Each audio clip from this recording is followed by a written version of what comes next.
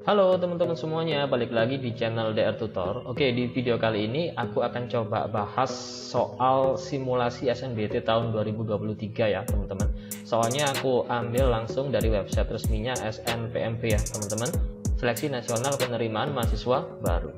Oke, nah seperti yang teman-teman lihat di sini, nanti di SNBT akan ada 20 soal dan harus diselesaikan dalam waktu 30 menit. Berarti rata-rata satu soalnya sekitar 1,5 menit ya teman-teman, lumayan cepet tuh ya. Jadi teman-teman mesti banyak latihan ya.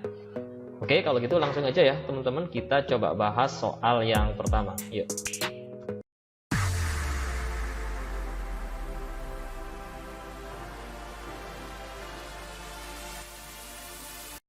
Oke teman-teman, kita coba kerjakan soal yang pertama ya. Kalau kita lihat di sini, ini kita punya tabel seperti ini teman-teman. Oke, kemudian yang kolom sebelah kiri ini, ya ini ada nama-nama orang, ada Sani, Ardilo, Muhades, dan seterusnya teman-teman. Kemudian di bawahnya ada tanggal postingannya nih ya. Nah berarti yang di kanan ini postingan masing-masing orang yang ada di sini teman-teman. Oke, kemudian ini pertanyaannya. Nah kalau ada soal seperti ini yang teksnya lumayan banyak, mending kita baca soalnya dulu. Oke, untuk efisiensi waktu ya, teman-teman. Oke, kita coba baca sama-sama. Who suggested moderating the school competition in order to create a healthy one? Oke, di sini teman-teman mesti paham dulu ya maksud dari soalnya di sini.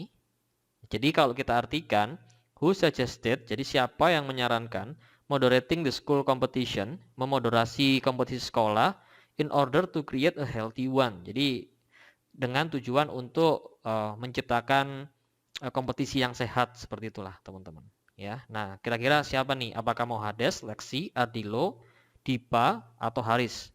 Nah jadi di sini teman-teman mesti ngecek satu-satu nih ya kan. Nah coba teman-teman cek deh ya, kalau perlu di pause dulu teman-teman, kira-kira jawabannya yang mana. Ayo coba teman-teman, gimana, udah? Nah jadi yang mana jawabannya teman-teman? Ya, yang Haris Kumar ya. Jadi yang ini teman-teman. Dari kalimat mana? Nah teman-teman lihat ini ya. Competition in school must be moderated so that healthy competition persists among the students. Oke, jadi kompetisi di sekolah mesti dimoderasi sehingga kompetisi yang sehat itu persis among the students. Persis itu artinya tetap bertahan gitulah teman-teman, atau tetap berlanjut seperti itu teman-teman. Oke, jadi jawabannya adalah yang E. Oke, simpel ya teman-teman ya. Kita lanjut ke soal berikutnya. Yoi guys, kita lanjut lagi ke soal yang berikutnya ya. Oke, kita coba langsung baca lagi soalnya. Ya, datanya ini masih sama dengan yang sebelumnya ya, teman-teman. The word persist in Haris Kumar's post is closest in meaning to. Oke, jadi di sini kata persist yang tadi ini, teman-teman, ya. Nah, itu memiliki arti yang mirip atau paling dekat dengan kata yang mana teman-teman? Apakah occurs, remains, continues, prevails, atau stays? Ya. Nah, di sini teman-teman mesti baca dulu kalimatnya secara lengkap ya. Competition in school must be moderated so that healthy competition persists among the students. Oke. Jadi persist ini teman-teman ya, itu artinya itu adalah terus ada atau bertahan ya, teman-teman. Aku tulis di sini ya. Terus ada atau bertahan ya. Jadi kalau kata persis ini digunakan di konteks kalimat ini ya, artinya seperti ini teman-teman. Terus ada atau bertahan gitu ya. Nah, berarti arti kata persis di sini itu paling dekat dengan yang mana? Apakah occurs? Occurs ini artinya apa teman-teman? Ya, ini terjadi ya teman-teman, terjadi.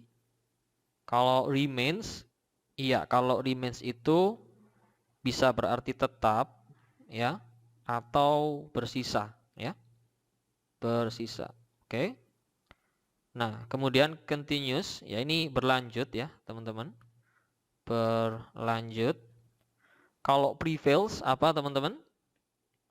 Prevails di sini artinya menang ya teman-teman. Nah, gini, kalau stays itu tinggal atau ya bisa juga diartikan tetap ya teman-teman. Oke. Nah, kira-kira yang paling dekat yang mana artinya teman-teman? Ya, jelas yang continuous ya teman-teman ya. Terus ada sama berlanjut kan mirip ya teman-teman, paling dekat. Oke. Nah, jadi jawabannya untuk soal yang ini adalah yang C. Oke, masih simpel ya teman-teman. Kita lanjut ke soal yang berikutnya. Okay guys, let's continue to the next question. Actually the text here is just the same with the previous question, so maybe we can start to read the question first. Oke, kita baca dulu ya soalnya teman-teman. What is the tone of the thread regarding the school competition? Oke, jadi maksudnya gimana nih soalnya teman-teman? Nah, tone di sini teman-teman ya, arti umumnya itu ya teman-teman mungkin kalau cari di kamus atau di Google Translate artinya adalah nada. Tapi untuk konteks ini artinya adalah suasana ya, teman-teman. Jadi aku tulis di sini teman-teman. Jadi tone di sini itu artinya adalah suasana ya. Suasana dari ya thread di sini ya. Jadi ini ada postingan beberapa orang mengenai suatu topik gitu ya. Topiknya adalah kompetisi di sekolah gitu ya teman-teman. Oke.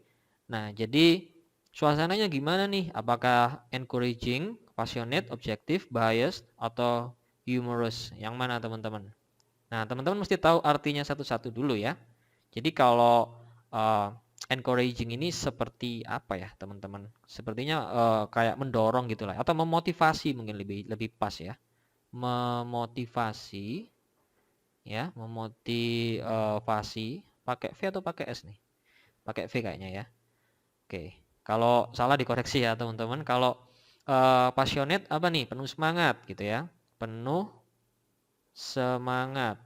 Nah, kalau objektif ini sebenarnya sesuai dengan kondisi sebenarnya teman-teman ya, sesuai dengan kondisi sebenarnya. Oke. Oke, jadi bukan pendapat seperti itu ya teman-teman. Terus kalau bias gimana, apa artinya apa nih bias nih? Jadi bias ini semacam kayak berat sebelah gitulah ya, berat sebelah. Oke, sebelah. Nah kayak gini teman-teman. Kemudian kalau humorous itu artinya adalah ya lucu lah ya. Nah kira-kira suasana dari thread ini yang mana teman-teman? Kalau teman-teman pilih, kira-kira yang mana? Ya, jadi kita cek satu-satu ya, mulai dari yang encouraging dulu. Apakah ini threadnya ini memotivasi? Enggak dong, ya. Ini kan enggak ngasih semangat, enggak ngasih apapun ya, teman-teman, ngasih dorongan gitu kan enggak kan? Ya, jadi ini bukan, ya. Terus apakah suasananya di sini menggebu-gebu penuh semangat seperti itu? Juga enggak ya, teman-teman. Nah, kalau objektif gimana teman-teman? Menurut teman-teman. Nah, kalau teman-teman lihat di sini, ini kan masing-masing memberikan pandangannya gitu kan, ya. Nah, jadi kalau teman-teman baca di sini ya, ya memang ini masing-masing postingannya ya sesuai dengan kondisinya gitu ya. Kayak gini misalkan, a fish and bird cannot compete as they have different strengths. Jadi ikan dan burung nggak bisa berkompetisi karena mereka punya apa namanya different strengths. Jadi kemampuan yang berbeda gitu kan. And it is a same case with the student dan itu kondisinya sama dengan siswa. Artinya setiap siswa punya kemampuan sendiri-sendiri kayak gitu teman-teman. Ya kan? Nah, jadi ini oke nih teman-teman. Kita simpan dulu ya. Kemudian kalau bias ini berat sebelah enggak juga ya. Jadi yang diomongin di sini emang sesuai dengan kondisi yang sebenarnya. Oke? Kalau teman-teman baca satu-satu di sini ya. Misalkan kayak gini nih, competition is part of life. Jadi kompetisi itu bagian dari hidup. And whether the school or children want it or not. Jadi walaupun siswanya mau atau enggak, ya kompetisi selalu ada, it will always exist gitu ya, teman-teman. No one can moderate or control competition. Nah, gitu. Jadi nggak ada yang bisa memoderasi atau mengkontrol kompetisi. Nah, kayak gitu, teman-teman.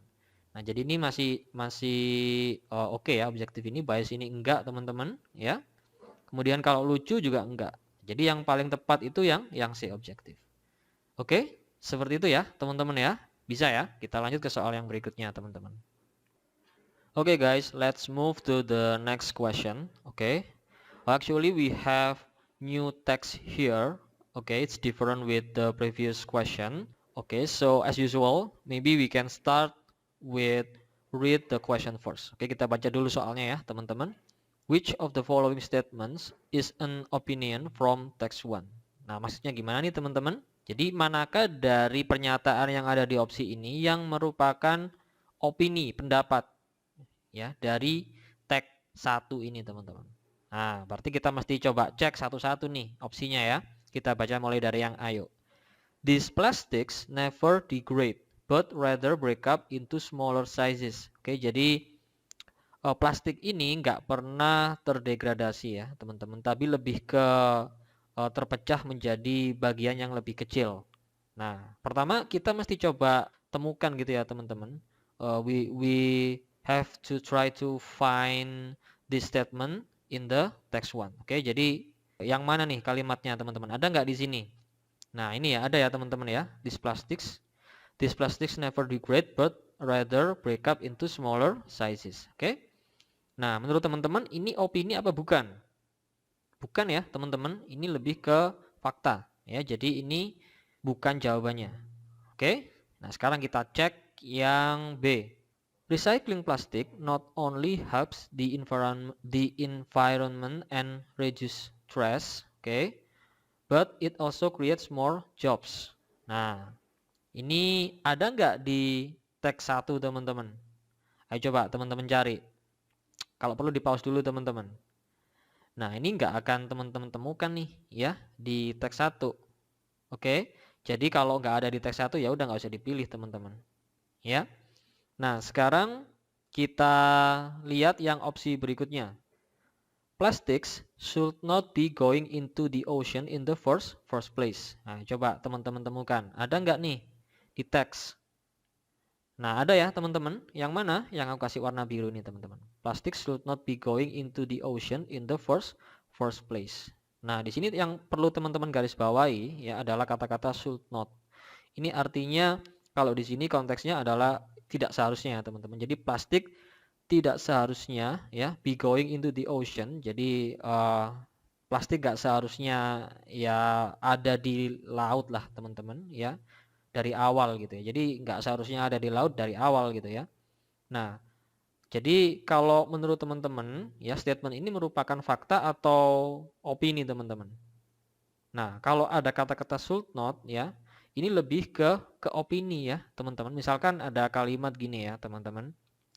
You should not smoking near children. Nah, kayak gitu. Itu kan lebih ke opini atau saran gitulah ya teman-teman.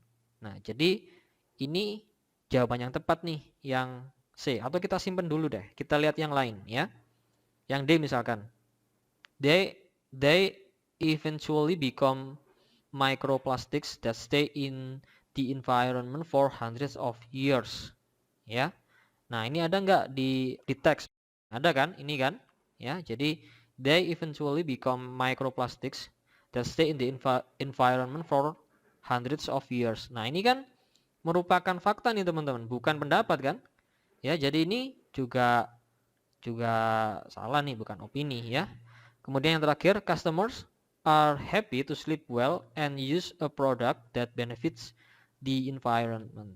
Jadi customers pembeli akan senang untuk tidur nyenyak dan menggunakan produk yang bermanfaat bagi lingkungan. Nah, teman-teman bisa nemukan ini enggak di sini? Nah, coba teman-teman cari, ada nggak? Nggak ada ya. Kalau nggak ada ya berarti udah jelas bukan teman-teman. Nah, jadi jawabannya ini yang paling tepat adalah yang C, teman-teman. Oke, seperti itu ya caranya ya, teman-teman ya. Bisa ya. Kita lanjut ke soal yang berikutnya. Oke guys, let's move to the next question ya. Jadi di sini kita punya dua teks sebenarnya ya.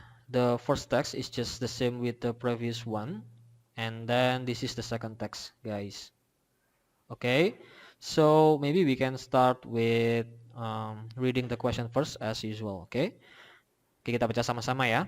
What is the relationship between text 1 and 2? Jadi kita disuruh mencari hubungannya nih antara teks 1 dan 2. Nah, kalau soalnya seperti ini teman-teman ya berarti teman-teman mesti ngerti gitu ya keseluruhan dari teks 1 dan 2. Jadi teman-teman mesti mau nggak mau kalau kayak gini ya mesti baca nih teman-teman ya, teks 1 dan teks 2. Kayak gitu teman-teman. Oke, baru teman-teman bisa cek gitu. Oke, setiap opsi di sini gitu ya, apakah benar atau salah.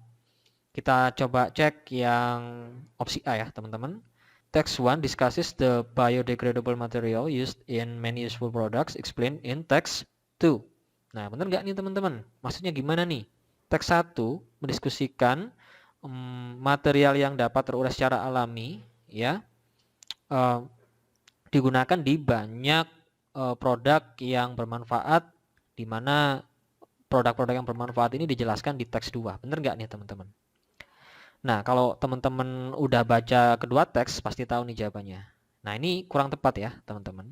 Kenapa? Karena kalau kita lihat di sini, oke, jadi bahan yang dapat terurai secara alami yang ditemukan oleh ilmuwan yang dijelaskan di teks 1 ini, teman-teman, ya, yang ini, teman-teman.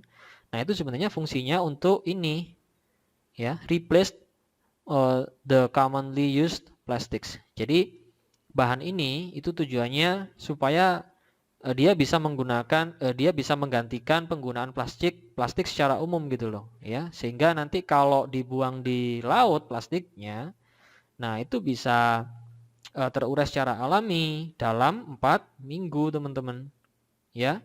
Nah, kalau teman-teman baca lagi di sini, ini kan dijelaskan bahwa organisme laut itu dapat mengumpulkan material ini, kemudian memecahnya menjadi nutrisi yang bisa mereka konsumsi.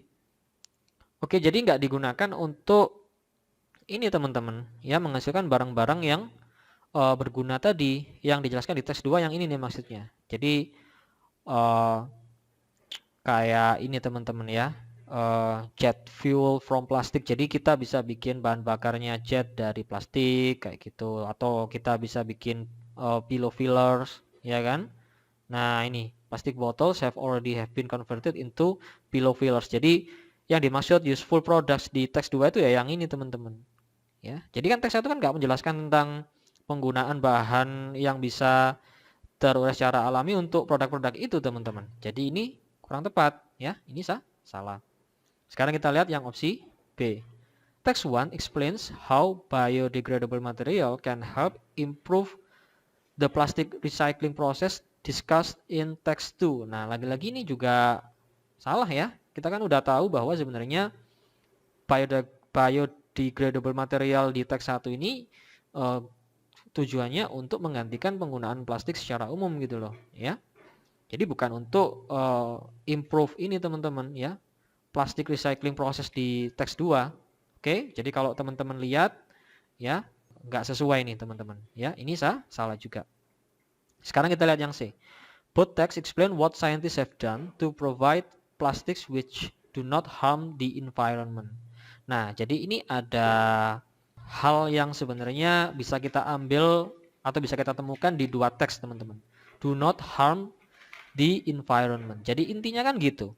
Kalau di teks 1 kan saintisnya kan bikin bahan yang dapat terurai secara alami gitu kan, ya, supaya bisa menggantikan penggunaan plastik secara umum dan dapat terurai secara cepat gitulah, ya. Nah, kalau di teks 2, ya, itu kan sebenarnya lebih ke ini kan, researchernya kan lebih menekankan ke plastik recycling proses gitu loh, sehingga plastik-plastiknya itu bisa didaur ulang menjadi bahan-bahan yang berguna teman-teman, kayak gitu. Nah, jadi ini sebenarnya ada hubungan sih sebenarnya, ya. Intinya adalah saintis ini berusaha mengurangi dampak buruk yang ditimbulkan plastik pada lingkungan. Jadi ini kita simpan dulu. Ini masuk akal nih teman-teman, ya. Sekarang kita lihat yang opsi D. Text 2 explains how new plastics material mentioned in the text 1 is recycled to create more jobs. Nah, enggak ya. Seperti yang udah aku bilang tadi, new plastic material atau biodegradable material yang dijelaskan di teks 1 itu untuk apa teman-teman? Untuk menggantikan penggunaan plastik secara umum gitu. Ya. Jadi yang meningkatkan ini, ya, yang create more jobs ini itu adalah ini teman-teman, ya, modern recycling tekniknya. Jadi teknik daur ulang yang dikembangkan para ilmuwan itu yang menciptakan banyak lapangan kerja, bukan biodegradable material ini atau new plastic material ini teman-teman, ya. Jadi ini juga kurang tepat, ya. Kita lihat yang E. Text 2 discusses the plastic recycling process that has been improved by the research finding explained in text 1. Jadi teks 2 menjelaskan proses daur ulang plastik yang ini teman-teman telah diimprove atau disupport, didukung gitu ya dengan penemuan ilmiah yang dijelaskan di teks 1. Nah, lagi-lagi ini juga sebenarnya salah ya teman-teman. Jadi seperti yang aku jelaskan tadi, jadi kalau untuk biodegradable material ini untuk menggantikan plastik ya secara umum supaya nanti kalau dibuang di laut itu bisa diuraikan sama organisme laut gitu. Ya, jadi penemuan material yang dapat terurai secara alami itu sebenarnya enggak mengimprove ini teman-teman. Ya, enggak mengimprove plastic recycling process yang dijelaskan di teks 2 kayak gitu teman-teman. Oke? Jadi ini juga kurang tepat. Ya, jadi jawabannya yang tepat adalah yang C. Oke, seperti itu ya teman-teman ya. Oke guys, gini dulu ya sesi pembahasan soal simulasi SNBT tahun 2023 untuk materi literasi dalam bahasa Inggris. Nanti akan kita lanjutin lagi di part yang berikutnya ya teman-teman, part 2. Makanya teman-teman jangan lupa untuk like dan subscribe video ini supaya nggak ketinggalan video pembahasan yang berikutnya. Oke guys, kita lanjutkan lagi di part 2 ya. Sampai ketemu di video berikutnya dan bye-bye.